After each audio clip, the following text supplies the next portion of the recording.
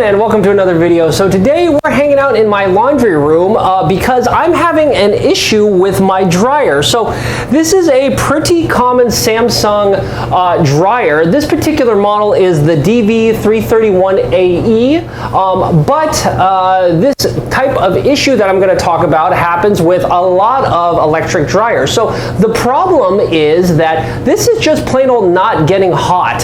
The inside, you can see it's working, it turns on, I can set different modes of operation, I can start it off going, and everything works great, but the clothes just don't get dry because the interior of the drum doesn't warm up at all. So one thing you may want to check first is that the exhaust port of the dryer is not blocked. So I already did that. I went outside and I can feel the exhaust air being blown out of the exhaust port and the exhaust vent, and the volumetric flow rate is quite high. It's pretty normal. So the only problem is that exhaust is basically room temperature air. It's not warm at all. And in fact, just to prove that to you, let's grab ourselves a heat gun. Let me pause this, open this up, and take a temperature reading on the inside of the barrel, and look at that. It's 70 degrees Fahrenheit, so it's basically, you know, a little warmer than room temperature, but that's, for all intents and purposes, it's room temperature. So something's gone wrong with this, and I guess I'm not terribly surprised because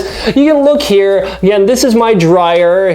Here's the model number, and I bought this over a decade ago, right? So that's pretty good for running pretty, you know, error-free, and didn't give me much headaches. This is the first real issue I've had, but as you can see, you know, I spent $700 on this dryer, and in the interest of reducing, reusing, and recycling, I'm going to see if I can fix this, because the problem is most likely the heating element has broken or gone bad on this, and that heating element is a pretty cheap part, anywhere from, I believe you see them from $30 to maybe $100 at max, so definitely a lot cheaper than a brand new dryer, and hopefully I'll be able to keep this one out of the landfill. So let's see if we can repair this. So today what I want to talk about is just how do we disassemble this, how do we get access to the heating element, how can we go ahead and replace the heating element, then put everything back together to see if that fixes the problem. So if that sounds like fun, why don't we go ahead and get started. All right, so the first thing we're going to want to do is turn off the dryer, and then make sure that we unplug it from the wall, because as you know, dryers, this electric dryers run off 240 volts. That's not something you want to get shocked by when you're digging around the inside. So let's unplug it. Let's come here and just verify that it is in fact dead. Yep, nothing's on, so it is now unplugged from the electricity. So let's go ahead and take some next steps. All right, so next let's go ahead and carefully pull this guy a few inches away from the wall, taking care not to scratch the floor. And dryers are a lot lighter than washing machines, so this is actually really simple. Just pull it a few inches out so we have access. All right, so now we've crammed ourselves behind the dryer. Now what we need to do is remove the exhaust vent. So I know this is a little hard to see, but there's just this little hose clamp down here that you basically just need to squeeze together. Let me see if I can do this. So you just squeeze this together, and yep, there we go. The whole thing pops off, and there we go. Hose clamp is, excuse me, the exhaust vent is disconnected. All right, so like I said, we got the exhaust vent disconnected. Now the other connection on the back of this dryer is, yeah, a lot of dryers have a steam functionality, and obviously in order to have steam you need water, so there's actually a cold water supply line connected from the back of the dryer to the cold water source. So we're gonna have to disconnect this, but obviously this line is pressurized right now, so we are actually gonna have to shut it off, and unfortunately the way this is designed here for my hookup, the way this was set up is the cold water line is right here, and the hot water line is right here, and there's a single shutoff valve. Now, only the cold water goes to the dryer. The other section of this cold water line here goes to the washing machine, as does the hot. So again, there's hot and cold water going to the washing machine, but in order for me to turn off the cold water, I'm going to have to turn this valve off, which is going to kill both the cold water and the hot water. So long story short, when I turn this off, we're going to unfortunately disable the washing machine at the same time. So I guess that's just what we're going to have to do. So let's go ahead and flip this lever, which should turn both hot and cold water supply off. So we just push that all the way over to the other side. There we go, okay. Now the water should be off, but obviously there's still water in these tubes. So when I disconnect this, I've got myself a towel down here to catch any water. And let me show you another interesting issue. When they install this, a lot of times the installers, they put this little dab of paint here because I don't think they want you as a homeowner messing with the seals, and they want to, basically, I think we're getting ready to void some warranties, some installation warranties. But like I said, this thing's 10 years old, so I don't really care. I'd rather do this myself than have somebody else come in and do it. So I'm just going to just untwist this, which will break this paint seal, and oh well, right? So let's go ahead and disconnect the cold line from the dryer. There we go. And then we're getting water spraying. That's okay. So we got the towel. Okay, there we go. All right, so let's clean this up a little bit. And there we go. So now the cold water is disconnected from the dryer, the exhaust vent is disconnected from the dryer, and the power is disconnected from the dryer. So now the dryer is pretty much ready to come out. So let's do that now. Let's get this out in the middle of the room so we have a little bit more room to work. All right, so we've got the dryer moved out of the corner, and actually now is an excellent time to take this opportunity to clear out a decade worth of dust bunnies back here, but also to inspect the exhaust hose. So let's look inside here and make sure that we don't have a ton of buildup. And actually, yeah, look at that. That's looking actually pretty reasonable. Yeah, there's a little bit of lint down there, but I think that's just kind of loose. I think if we, yeah, see if you just shake it, it kind of comes out. So yeah, we can try to clean this out a little bit just to make sure that it is not blocked and is as clean as possible. So let's just take that opportunity to do this. And then this is a little bit outside the scope of the video of cleaning this. So I'm just going to say we're going to do it, and then let's get back to actually disassembling the dryer. All right, so now we're around the back of the dryer. We got to get this top panel off. So there's just 1, 2 screws. So I'm just going to unscrew them. Okay, so that's 1, and then 2, and now this top panel should just slide backwards. There you go. And then lift up, and then there we go. The panel's off. So let's go ahead and stick the panel someplace safe, and then I always like to kind of replace these bolts so I don't lose them. So I'm just gonna kind of finger tighten these screws back in, and now let's head around to the front of the dryer. All right, so now we've got to get the control panel off, and this is actually surprisingly simple. If you come up here, you'll see that there's just these little 1, 2, 3, 4, 5, 6 little tabs. So literally all you got to do is just kind of pull this back. See, these little tabs pop out very easily. Okay, now there's another. Well, I guess it's probably hard to see from this angle. So tell you what, let me just stick the camera on the tripod and I'll show you. All you got to do now is just basically kind of just force this thing out. There we go. See, and it just pops off. And the thing that was just holding it is, you can kind of see there's a couple of these little tabs that go down here. And then mostly it's this little bit right here. But again, you saw it's just kind of a pull out motion, and that will just pop the entire control panel off. Now over here you kind of see we've got a couple of electrical connections, these wiring harnesses. So these ones we should just be able to just disconnect them. Push and kind of disconnect. So let me disconnect these two, and luckily they should be pretty idiot proof. You can't swap them. So we just need to disconnect. All right, so now it's time to get this entire front face slash frame off. So to do that, it's not too shabby. There's, let's see, 1, 2, 3, 4 screws up top. And then if you open the door, there is then number 5, 6, and then 7 and 8. Notice these 7 and 8 down here seem to have a washer, whereas none of the other ones do. So I think if we just remove those 8, we should be able to just actually leave the entire door on. We don't need to remove that separately. The only other thing to maybe worry about is there is a switch here, right? This is the door open, door close switch, so the system knows if the door is actually fully shut. So this is going to be hooked in to wires similar to how the control panel was. So we're going to go ahead and let's go ahead and remove those 8 screws, and then we're actually going to have to, there's a little metal tab here that we might have to lift the entire frame over. So there's one on this side and one on this side. So let's do that. And in fact, I'm going to grab a pair of gloves, because after I unscrew this and start lifting, some of the sheet metal is a little bit sharp. So you might just want to be careful. So let me set up the camera on a tripod and let's see if we can get those 8 screws off.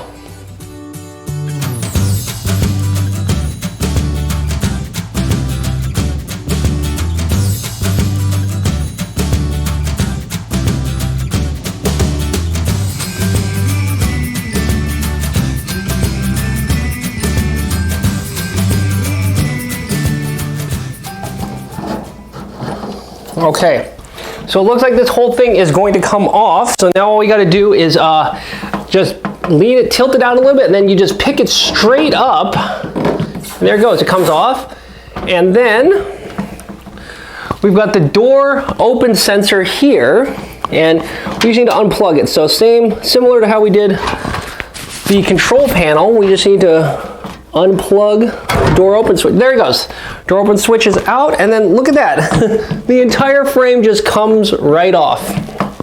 So again, I don't know if you can see this easily, but yeah, see, it just sits on these 1, 2, 3 kind of I guess pedestals. So just kind of lift it straight up and out, and I think we're getting close.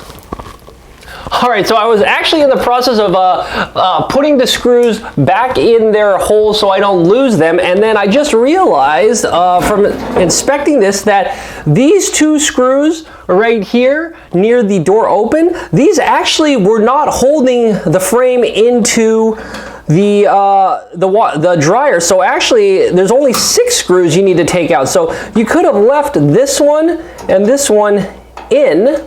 So I'm just going to screw these back in now, so again, so I don't lose them. They're not actually attaching it to the rest of the dryer. Maybe the other thing that I will show is, while you're at it, look how gross the bottom of this thing is, right? There's all this lint and stuff. So I'm going to take this opportunity to clean that out. And actually, now that we have access to the rest of the dryer, I think I'm going to clean out a lot of this other stuff as well while I'm at it. All right, so now we're getting really close, because we can now see, here's the heating elements. Let me see if I can shine a flashlight in there. You see, there are the heating elements, those coils back there. So we just got to get this entire sort of box out. So this is, there's one screw here that'll kind of remove the heating element box from this sort of this pedestal stand bracket. It might be easiest to take this out, and then also these 2 screws out as well, and then see if we can kind of wiggle this whole thing out. I've seen other dryers where these 2 bolts, which are very easily accessible in the front, and then there's 2 more around the back. I don't know if you can see it. Yeah, see, there's another foot back there, but I felt around on this model and I can't feel any, so I hope they changed the design so I don't have to try to reach back there with a short handle screwdriver. So let's just try to take off 1, 2, 3 and see if we can wiggle this thing out. And I guess what I'm going to do also, I'm going to get this cable disconnected to kind of get a little bit more working room.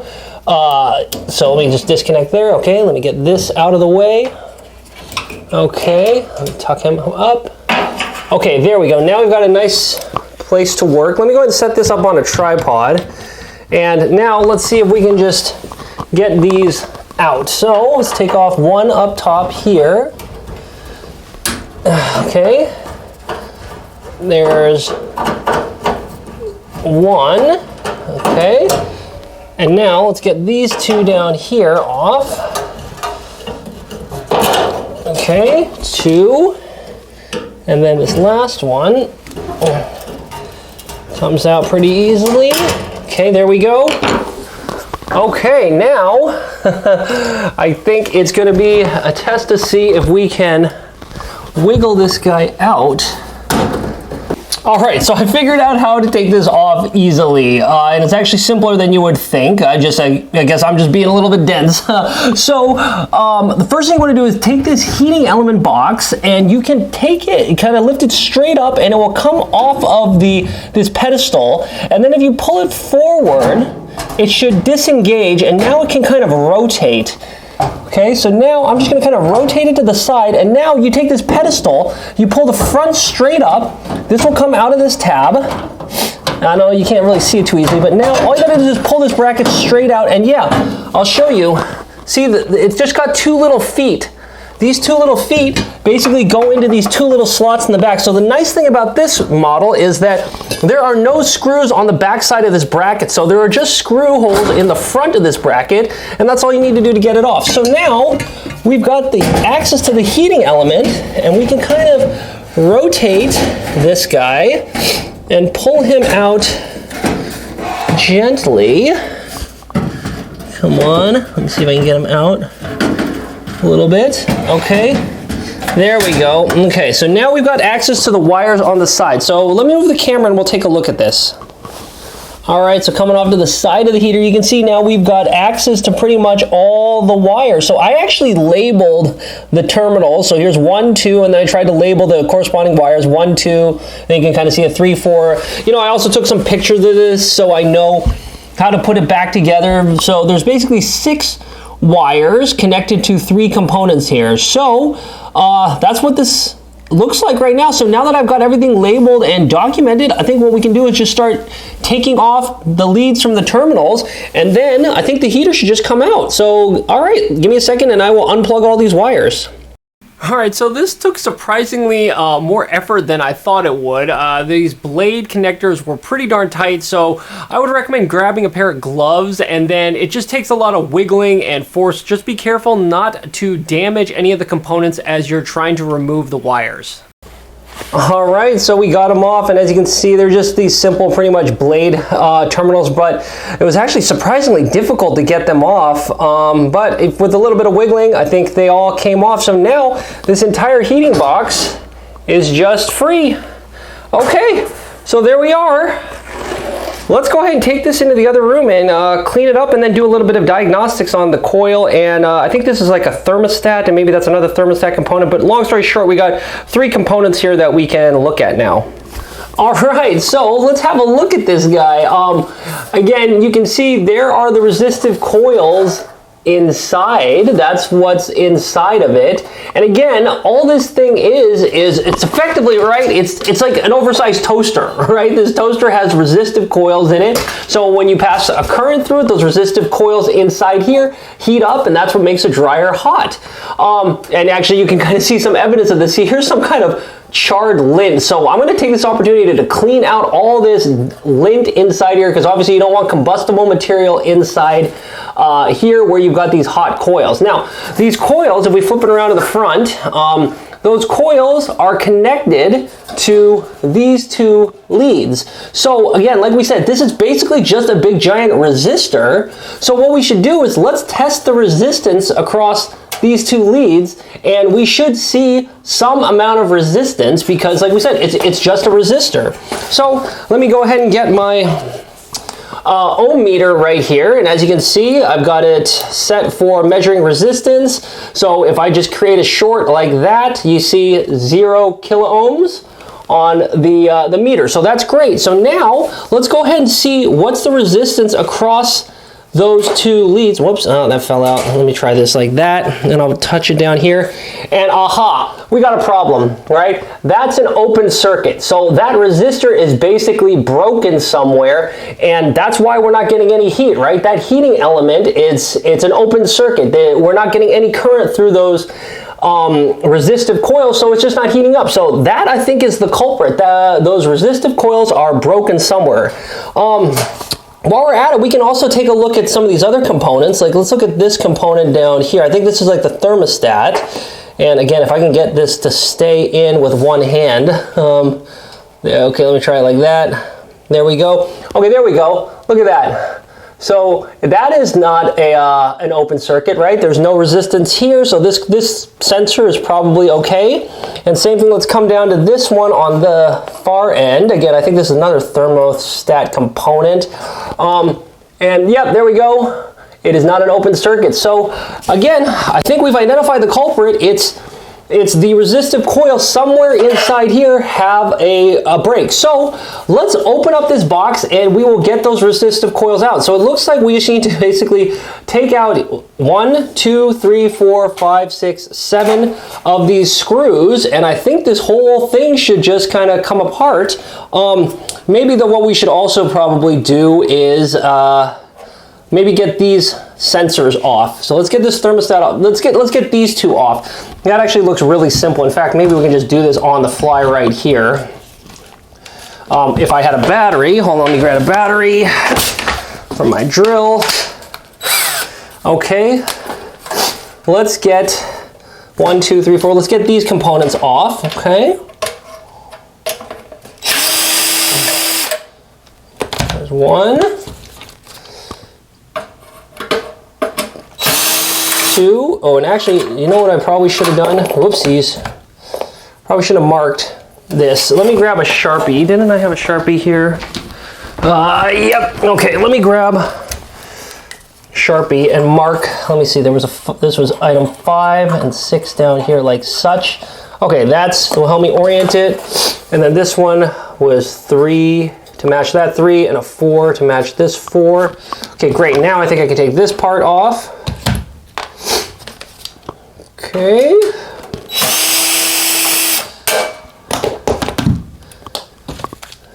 Okay. There we are. Okay, so now we got those components off. Now, we just gotta open up, these top screws. So let's do that now.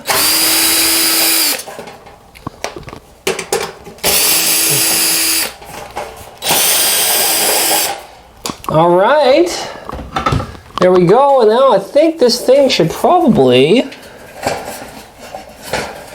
kind of clamshell open. There we go. For the most part, he's got a little bit. Okay. Okay, so we've got it open. Now I guess maybe what we should do is we got to get these out. So maybe I should have done that first. Maybe make it a little less awkward. Okay, so now let's see. Okay, we're gonna have to feed these two leads back through this housing, and I don't know if you can see this easily, but down here there's this little metal tab that we're gonna have to bend. So let's bend both of these back. In fact, I'm gonna go grab a pair of needle nose pliers so I can bend this here. So give me a second, I'll be right back. All right, I'm back. So I got my needle nose pliers. So let's see if we can get that little tab there and bend that straight. There we go. And do the same thing for this tab on the top one. Bend that straight. Oh, let go a little bit more. Okay, now hopefully this will feed through. Oh, there we go. You push this in. Yeah, there we go. See, it's pushing through. No prob. Well, maybe not no prob, but it's pushing. Okay, let's do this guy as well. Maybe I have to finagle that tab a little bit. There we go. Okay. Now let me see if I can pull this through from the back.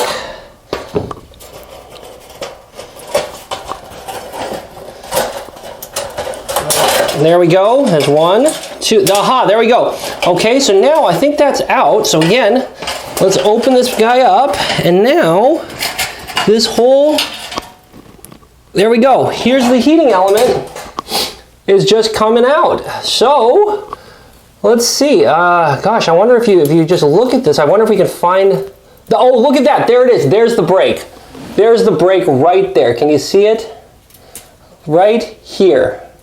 See how this cable is, the coil's just busted, right? So there's the culprit, right? This cable, or excuse me, this heating element is just broken. So probably too many thermal cycles, and as you can see, it's just totally busted, right? So that's the issue, is the coil broke. I wonder if it just broke in one spot. it looks like, yeah, that seems to be the problem, just one spot. So we got to get this replacement part, and then I think just reverse the process. So tell you what, let's go see if we can find this guy online and order a replacement. All right, so to find this guy's replacement, I actually just went online and searched for this number scheme here, DC47-00019A. And it turned out this is a super easy to find part. In fact, it was only $19 on eBay. So I ordered one, and a few days later it showed up. So here's the replacement part. As you can see, here's the number, and it's just this generic dryer heating element. And let's take a look at it. Like I said, I was shocked. This thing was only $19. So after tax and shipping, you know, it's a little over $20. And if I can get away with fixing this thing for only $20, I would be thrilled. So look at that. That looks pretty much identical. Again, if you compare the hole patterning is the same on both of them. They sure look the same. All the specs in this top right corner are also the same on both of these. I don't know if you can see that easily in the top right, but yeah, it says DC47-00019A. Again, what I also find interesting is, what is that, 240 volts and 5,300 watts. Boy, that is a lot of power that this thing is consuming. In fact, I think if you think about that long enough, gee, like a microwave is about a kilowatt, right? So if this thing is pulling 5,300 watt, this is like running 5 microwaves simultaneously. And you know, a dryer cycle is probably around an hour long, right? So boy, that's like, well, I guess it's not, you're probably not heating this the entire time. The dryer cycle, let's call it half an hour of heating. So even if you're doing half an hour of this at, you know, around 5 kilowatts. So what is that? That's 2.5 kilowatt hours of energy you're using. Just for giggles, I guess for some comparison, also if we think about this, let me see, this is about 5,300 watts. I wonder what kind of current is approximately running through this. What we should do is let's measure the resistance, right? We saw last time that by measuring the resistance on the broken one, it was 0 because it was an open circuit. But now I'm hoping that the resistance through this is some non-zero number. And if I hook this thing up, aha, that is looking a lot better. Look at that. It's about 10 ohms, 10 ohm resistance. So gosh, what are we talking? 5,300 watts, 10 ohms. What's power? Power is I squared R, right? So I think if you back solve that, the current running through this is what? It's square root of power divided by resistance. So I think that comes out to around, you know, about 23 amps. So that's not bad. That's not a huge amount of current. And I guess that also checks out if you look at the, good old Ohm's law, right? V is equal to IR. So I guess current then is just what? Voltage divided by resistance. So 240 volts divided by 10 ohms is around 24 amps. So again, that also checks out. So it's probably somewhere in the neighborhood of 20 to 25-ish amps probably running through this thing. Which again, I guess is why, you know, maybe if we go look at the where this is hooked up to, you know, we saw earlier in the dryer that it's just those wires that it was hooked up to, and those aren't heavy gauge wires. So probably, maybe those are like 12 gauge wire. I think 12 gauge wire is rated to around an ampacity of around 20 amps. So yeah, that might sound reasonable. Again, I am just shocked at the amount of power that this thing is supposed to draw. 5,300 watts for half an hour, so 2.5 kilowatt hours of energy. I mean, for comparison's sake, you know, out here in the garage, I've got my Nissan Leaf, right? So this is my electric car. This guy gets around 4 miles per kilowatt hour, right, of energy use. That's the fuel, you know, the quote unquote energy efficiency. So, boy, one dryer cycle, if this takes 2.5 kilowatt hours of energy, that's the equivalent of driving, I don't know, about 10 miles. So running one dryer cycle for me is around, you know, I would guess probably driving 10 miles in the car. Again, the last maybe interesting thing to note is I pay about 10 cents per kilowatt hour. So 2.5 kilowatt hours is about 25 cents. So I guess it's 25 cents worth of electricity also is another way to look at it for running one dryer cycle. But okay, enough blabbing, enough nerding out. Let's take a look at this again. And like I said, I think the key is that the hole patterns match, so it should all fit and should probably go back in that heater box, no problem. Again, it's just fun to look at the two of them. Look how scorched this old one got. And in fact, upon further inspection, I looked at the old one. If you look here, right in the center, do you see how that's cracked? Look at that. So the thermal cycling and the thermal fatigue over the life of this dryer over 10 years has not only cracked the element over here, but it's actually cracked the plate that the element is mounted on. So yeah, this guy is a goner, but boy, if I can just replace that for 20 bucks, this will be awesome. So let's go ahead and basically just get this guy back into the heater box. All right, so let's get this back in the box. So again, we just got to make sure that we line up the hole patterns. And again, look at that. It fits perfectly, no problem. Okay, so now we're going to have to bend these a little bit. So we got to get these leads, again, through the housing up here. Let's see if I can do this carefully. Okay, there's one of them. And then I'll put the other one through the bottom housing. And again, I don't see any diodes or anything like this, so I don't think it matters which direction, but I'm just gonna hook it up in the same way that it was hooked up earlier. Okay, so that's in. I guess we can bend this little tab down here to make sure that this doesn't go back through the housing like we did earlier. So I'll bend this tab down. Let's do the same thing for this side. Bend it down. Okay, there we go. So now these little blades should not be able to retract. Great. Okay, so I think we've got this thing roughly set up inside. Now we're gonna go grab the top, put it over it, and then, oh yeah, now it's gonna be fun to try to line up all these holes simultaneously and get it screwed in. So give me a second to play with this, and then we'll be back. Okay, and one thing we want to really check right here is we need to make sure that the electrically, the resistive coils, right, the heating element coils, we want to make sure they are not touching or not electrically connected to the metal base plate and therefore this box. For example, I don't know if you can see this easily, but the way I currently have this is actually bad because inside here, notice that I was not very careful on how this wire comes out. And if you can see, it's kind of probably a little difficult, but you can kind of see right where the tip of my screwdriver is, the bend in that wire is actually touching the metal base plate. So that's bad because now the electrical current from this lead is now coming through and it's actually touching and connected to the base plate, which is then connected to the outside of this box. And in fact, if we can see that right now, if I just grab my multimeter and I test continuity between one of those leads and the box, if I touch the outside of the box, that's bad, right? There's no resistance. That means there's continuity between it, right? So before we reinstall this, what we have to do is we're going to have to rebend this wire a little bit. So in fact, let me just do that right now. Let me bend it away. Let me see if I can bend it up. And I'm going to give it some space too, because you got to remember, this thing is going to get hot and thermal cycle and potentially expand a little bit. So you want to make sure there's some clearance. So now that's a little bit better, right? Now you can clearly see I've got a nice big air gap between the coil and the base plate. So now let's try this again. Okay, now between the coil, right, on one of those leads, and then I'll test the box. Uh-oh, I've got another location where it's touching. So let's keep looking through this and see if there's other locations where the coil might be touching the box and see if we can fix that.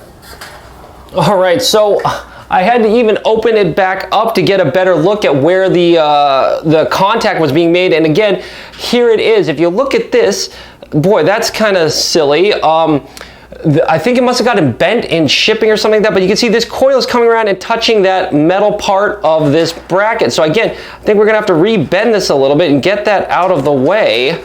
So just hopefully give it a little bit of an air gap so that it won't be touching. And there we go.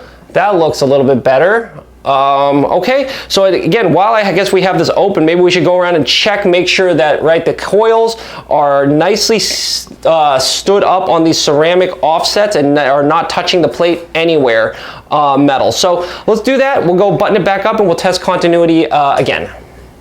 All right, so we've gotten it all buttoned back up. So let's give this a try again. So let's go ahead and test the continuity between that lead and now the box.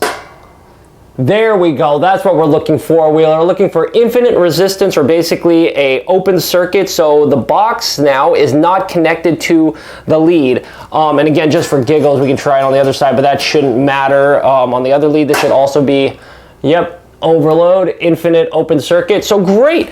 So now, hopefully, we've got the electrical resistive coil isolated from the rest of the box. And again, what's interesting about this problem of having the resistive coil touching the base plate and therefore being electrically connected to the box, it's a little insidious in the sense that if you had actually installed this heater box in with the coil touching the box, the dryer would still run and it would heat up and this coil would heat up.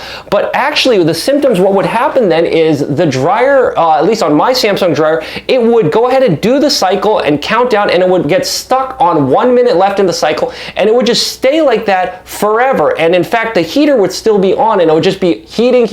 And again, that's a little dangerous, right? Because if you think about it, what if you set the dryer on, walked out, went to the grocery store, came back, the dryer would be on the entire time and heating the entire time. So again, this is pretty critical to make sure that the the resistive heating coil is isolated from the rest of the box. So you really want to make sure that you do this check.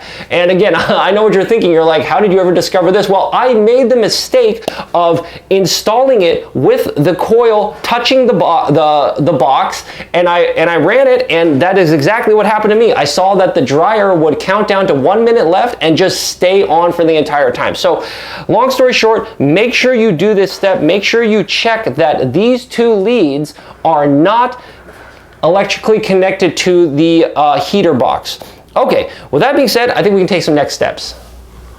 All right, so we've got this guy all buttoned back up. I also reinstalled, I guess, the two sensors here on the side, and yeah, basically just put it all back together. So as you can see on the inside, there is the new element all situated. So now we've got to rehook it up to all of these wires, and then I guess this is where I'm really glad that I labeled, terminal 1, 2, 3, 4, 5, 6, and then also labeled those numbers on the wires so I know how this goes back together. So let's kind of get him partially situated, and then we just need to hook back up all of these blade connectors. Maybe I'll start from the rear. Where's number 5 and 6 back here? Okay, so I think 6 goes on the bottom. Okay, now let's come get here number 4 and 3 and 4. So 3 is again the black that goes up here on the top, and then 4 goes on the bottom like that. Now we're finally at the resistive coil. So let's just stick on 1 on the top and then 2 on the bottom. Great.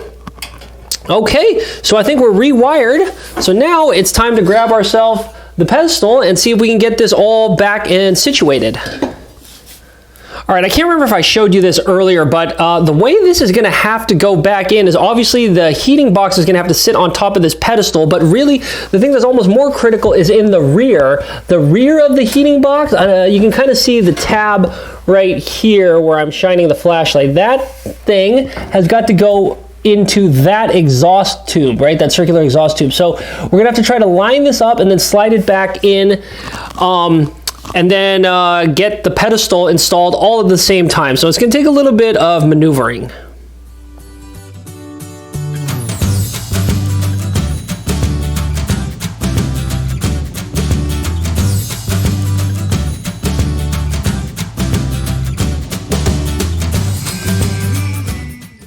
All right, so we got it back in there. It took a little bit of finagling, but I think we're in there, and I'm just gonna make sure this is bent kind of vertically. And before we close this up, remember we're gonna have to reconnect this wiring harness. So let's go ahead and connect that back up. There we go. Okay, and now I think we're ready to get this door back on. So I've just removed all these 6 screws that we need to remove. And then you might need to rebend these little tabs. Remember, there were these 2 little metal tabs that we bent down earlier to get the door off. So I'll rebend them up, and then I think it's really just a matter of grabbing the door, obviously, and I've cleaned it out a little bit. But I think it should just sit on the pedestal like such. Okay, and now also don't forget, remember up at the top there was this wiring harness for the door open switch. So I'm gonna connect it together again. So let me see if I can kind of get this guy on. There we go. Okay, so wiring harness is on, and then I think this door should just slide onto these metal tabs that we just rebent. And there you go. The door's on. Now, let's just grab ourselves those 6 screws. Now remember the 2 on the bottom. Down here, I think these are the ones with the washers. So it's just a matter of screwing everything back together. 1, 2, and then we got up here 3, 4, and then over on this side we got 5, and then 6. All right, so let's grab our control panel and remount them.